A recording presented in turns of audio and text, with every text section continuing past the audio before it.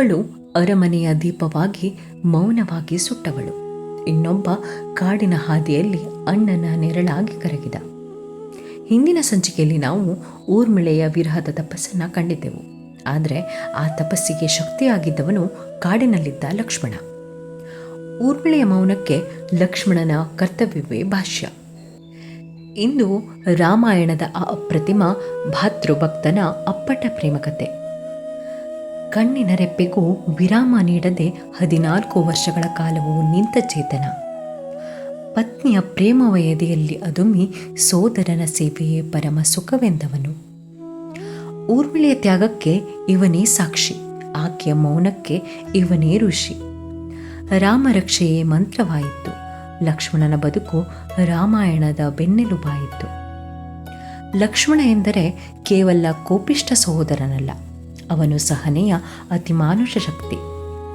ಅಣ್ಣ ಕಾಡಿಗೆ ಹೊರಟಾಗ ತನ್ನ ಸುಖವನ್ನು ಕೇಳದೆಯೇ ಹಿಂದೆ ಹೊರಟವನು. ಆದರೆ ಅಲ್ಲಿ ಅವನು ಮಾಡಿದ್ದು ಸಾಮಾನ್ಯ ಸೇವೆಯಲ್ಲ. 14 ವರ್ಷಗಳ ಕಾಲ ಅವನು ಸೀತಾರಾಮರ ಮುಖವನ್ನು ನೇರವಾಗಿ ನೋಡಲಿಲ್ಲವಂತೆ.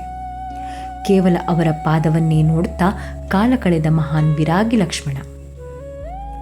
ಊರ್ಮಿಳೆಯನ್ನ ಅಯೋಧ್ಯೆಯಲ್ಲಿ ಬಿಟ್ಟು ಬರುವಾಗ ಅವನ ಸಂಕಟ ಹೇಗಿರಬಹುದು?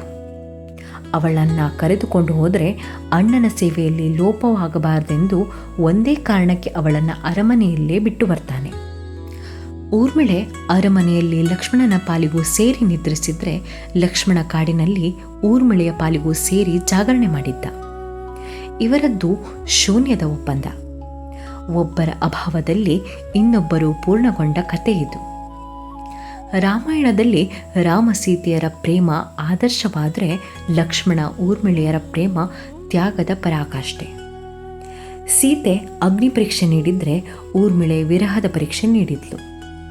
ರಾಮ ರಾವಣನನ್ನು ಸಂಹರಿಸಿದರೆ, ಲಕ್ಷ್ಮಣ ತನ್ನೊಳಗಿನ ನಿದ್ರೆ, ಹಸಿವು ಮತ್ತು ಕಾಮವನ್ನು ಸಂಹರಿಸಿದ್ದ. ಲಕ್ಷ್ಮಣನಿಲ್ಲದೆ ರಾಮಾಯಣವಿಲ್ಲ. ಊರ್ಮಿಳೆಯ ಮೌನವಿಲ್ಲದೆ ಲಕ್ಷ್ಮಣನ ಸಾಧನೆ ಇಲ್ಲ. ಇಂದಿಗೂ ಸಮಾಜದಲ್ಲಿ ನಿಸ್ವಾರ್ಥವಾಗಿ ದುಡಿಯುವ ಪ್ರತಿ ಜೀವದ ಹಿಂದೆ ಇಂತಹದ್ದೊಂದು ಮೌನ ತ್ಯಾಗದ ಕತೆ ಇದ್ದೇ ಇರುತ್ತೆ.